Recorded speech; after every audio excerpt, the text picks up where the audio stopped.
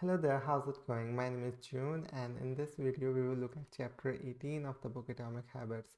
So far we have covered all the way to chapter 17, and in this one we will begin on the advanced tactics, the last section of the book. The truth about talent. So let's read it out. You don't have to build the habits everyone tells you to build. Choose the habits that best suits you, not the one that is most popular. There is a version of every habit that can You don't have to build the habits everyone tells you to build. Choose the habit that best suits you, not the one that is most popular. There is a version of every habit that can bring you joy and satisfaction. Find it. Habits need to be enjoyable if they are going to stick. Tailoring your habits to your personality is a good start, but this is not the end. But this is not the end of the story. Let's turn our attention to finding and designing situations where you are at a natural advantage. These are very important ideas. You need to find things that you like to do. For example, for me, I like to jump rope. That's my way of fitness. I have not seen many people who jump rope, but that's what I like. If I had started copying what everyone else was doing, honestly, I would never take interest in exercise. I like to jump rope, and that's what I do. And I think that's a major setback in fitness. Normally, what people like to do, they go to the gym, they don't like it, they quit. Honestly, there are a gazillion ways for fitness, and you can find a way that most suits you if you look hard enough. How to find a game where the odds are in your favor. Learning to play a game where the odds are in your favor is critical for maintaining motivation and feeling successful. In theory, you can enjoy almost anything. In practice, you are more likely to enjoy the things that come easily to you. People who are talented in a particular area tend to be more competent at that task and are then praised for doing a good job. They stay energized because they are making progress while others have failed, and because they get rewarded with better pay and bigger opportunities, which not only makes them happier but also propels them to produce even higher quality work. It's a virtuous cycle. Yeah, he's I think trying to make it sound simple.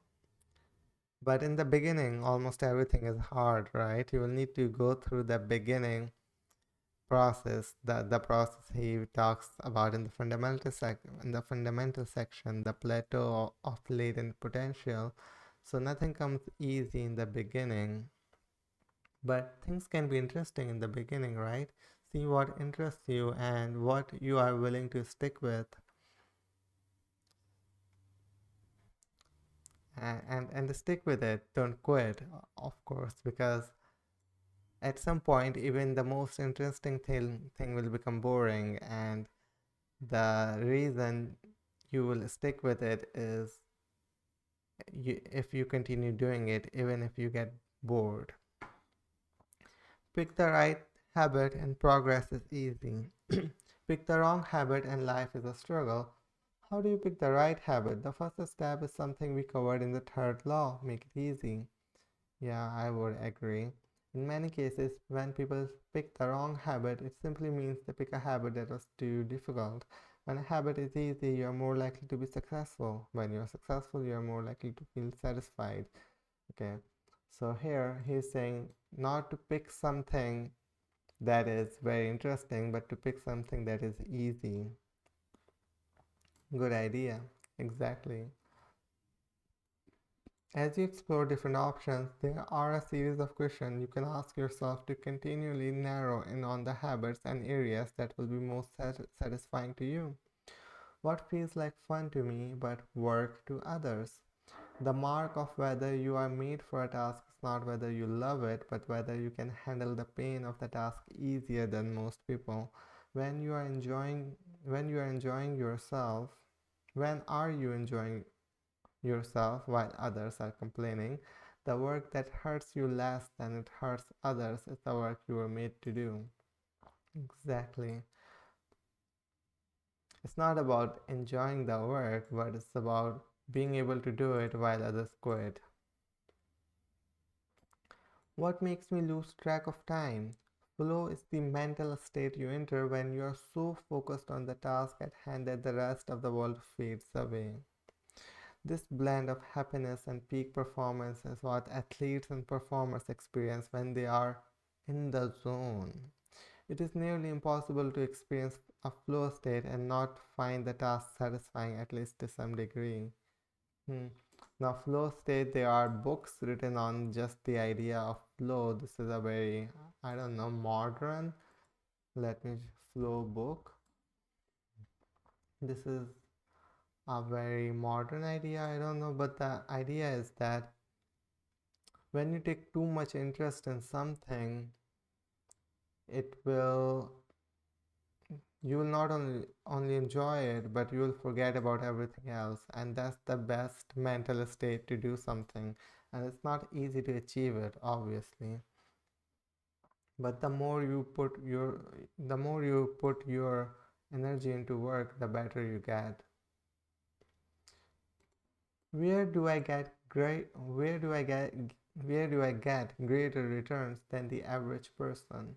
We are continually comparing ourselves to those around us, and our behavior is more likely to be satisfying when the comparison is in our favor.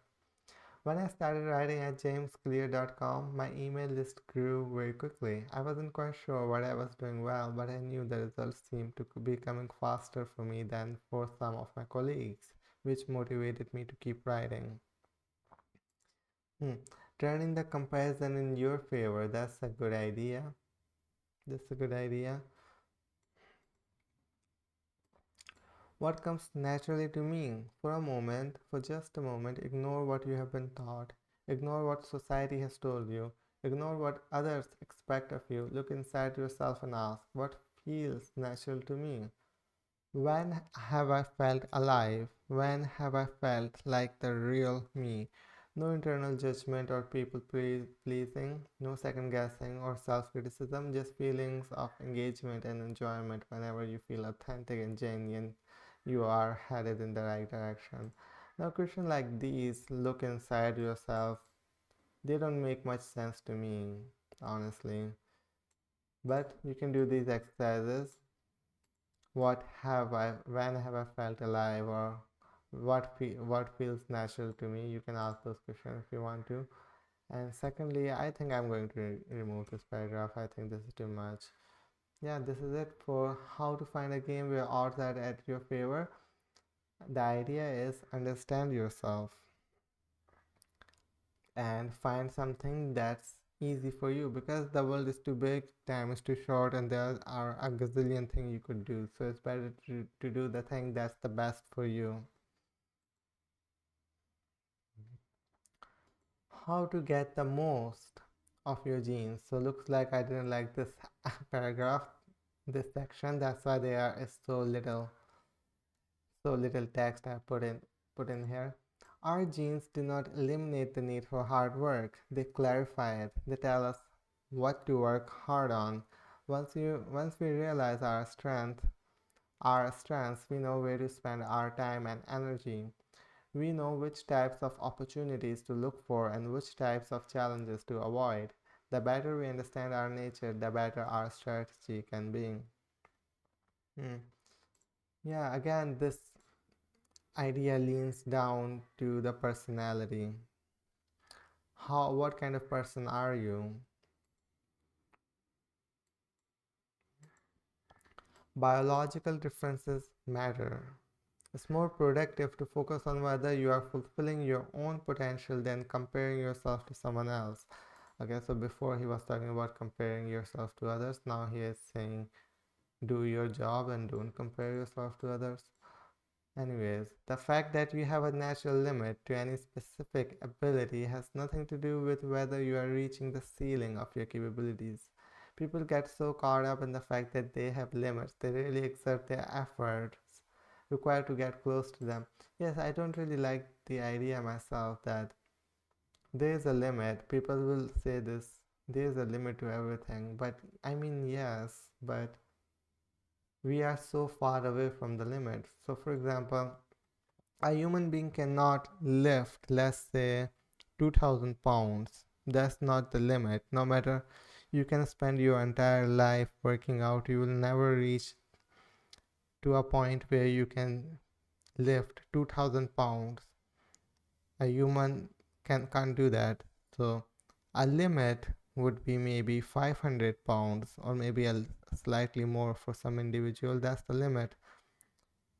But most of us can't even lift 100 pounds. That's the problem. We have such a huge limit that, and people, instead of reaching the limit, people focus on the idea that there is a limit, which I don't understand at all. For example, a human brain might have a limit of learning, let's say, 20 languages, but people don't even exert effort to learn one. That's crazy. That's crazy. Furthermore, genes can't make you successful if you're not doing the work. Yes, it's possible that the ripped trainer at the gym has better genes, but if you haven't put in the same reps, it's impossible to say that if you have been dealt a better or worse genetic hand. Until you work at until you work as hard as those you admire, don't explain away their success as luck. I think this paragraph really boils it down.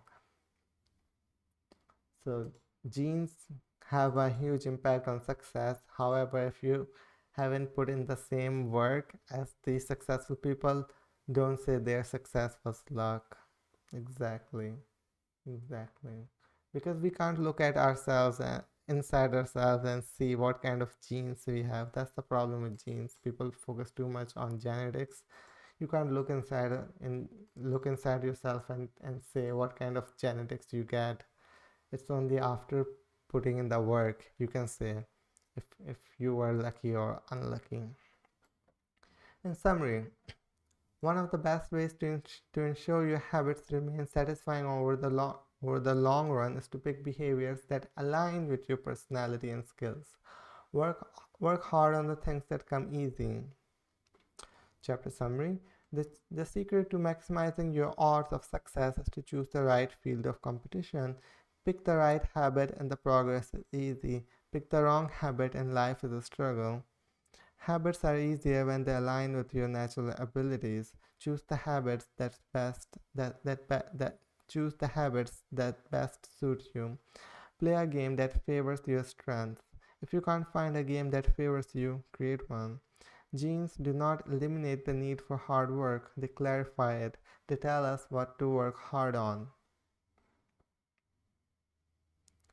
So, I guess this is it for chapter 18. In the next one, we will look at chapter 19, the Goldilocks rule. This is very similar to the flow state. So, I guess this is it for this one, and I will see you in the next one.